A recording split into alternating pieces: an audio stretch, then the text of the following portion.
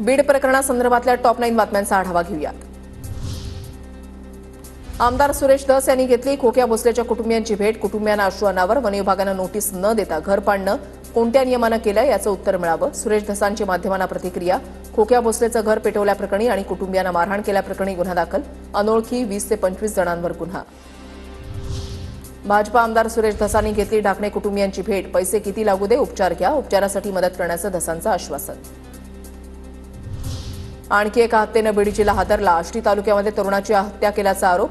मारहाणीमध्ये तरुणाचा मृत्यू झाल्याचा कुटुंबियांचा आरोप। आष्टीतील हत्येच्या घटनेचे फोटो संतोष देशमुखांसारखेच अंजली तमानी यांचा आरोप।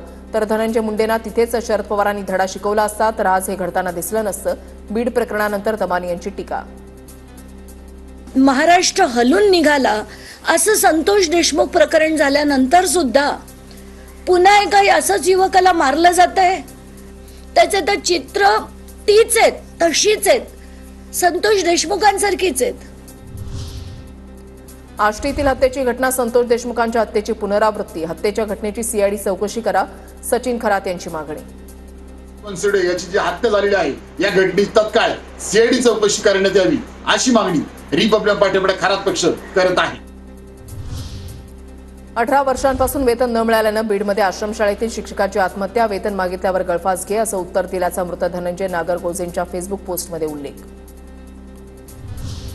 औरंगजेबाच्या कबरीपेक्षा बीडच्या शिक्षकाची आत्महत्या महत्वाची। ठाकरेंच्या शिवसेनेचे नेते अंबादास दानवेंची प्रतिक्रिया। बीडमधील शिक्षक नागरगोजेंची आत्महत्या मन हेलावणारी घटना, ही दुर्दैवी बाब। या प्रकरणातील दोषींवर कारवाई करा, सुरेश धस यांची मागणी।